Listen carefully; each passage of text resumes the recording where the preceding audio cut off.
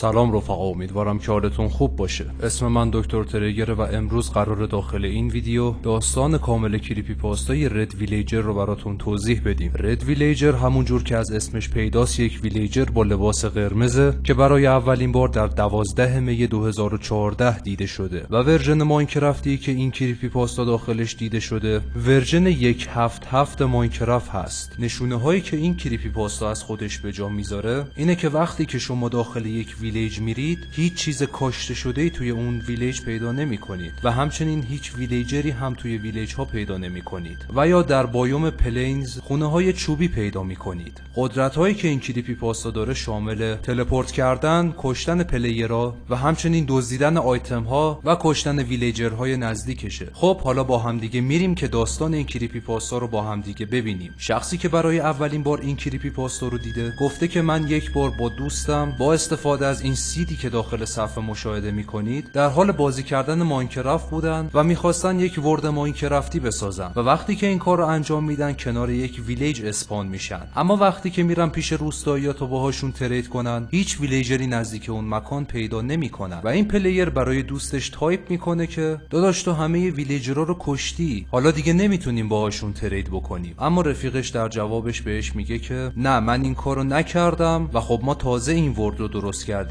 تازه‌شم من حتی یه شمشیر هم ندارم. و خب این شخص دوباره برای دوستش تایپ میکنه که خب بهتره که با هم دیگه یه نگاهی به اطراف بندازیم تا ببینیم چیزی پیدا میکنیم یا نه و شروع میکنن اطرافو گشتن که بعد از 5 دقیقه هیچ چیزی دستگیرشون نمیشه و بعدش دوستش تایپ میکنه که بیا بریم چوب پیدا کنیم تا بتونیم برای خودمون خونه بسازیم. بنابراین این شخص با رفیقش میرن دنبال درخت، اما خیلی به زور درخت پیدا میشد و خب دوست این شخص داخل چت مینویسه که داداش احتمالاً کسی داخل سرور ماه و خب این شخص هم براش تایپ میکنه که نه، این یه سرور شخصیه و خب هیچ کس به جز ما نمیتونه داخلش جوین بشه. بعد از 1 دقیقه تلاش برای پیدا کردن درخت دوست این شخص با حروف بزرگ مینویسه که داداش به اونجا نگاه کن و خب وقتی که به اون لوکیشنی که این شخص اشاره کرده نگاه میکنن یک خونه خیلی بزرگ میبینن که از این 2 نفر دور بوده و خب این شخص تایپ میکنه که به نظرت این یه ویلیج دیگه است و خب چیزی که این شخص رو بیشتر ترسونده بود این بود که دوستش در جواب نوشته بود که نه، فقط این یک خونه است و هیچ چیزی هم کنارش کاشته نشده و یا حتی مسیرهایی که با گرول ساخته شده باشه هم نداره. و خب این شخص تصمیم میگیره که با دوستش برن اونجا رو بررسی کنن و به سرعت به سمت این خونه میرن که دوستش در طی مسیر به این شخص میگه که داداش حس میکنم اون کسی که اینجا رو ساخته هنوز اینجا هست. وقتی که این شخص و رفیقش قصد ورود به خونه رو داشتن یه مشکلی پیش میاد که این اجازه رو بهشون نمیده و این مشکل چیزی بود که انگار یه دیوار نامرئی جلوی در بوده که خب احتمالاً کار بریر باشه و خب این 2 نفر سعی میکنن که از طریق کندن در و دیوار برن داخل،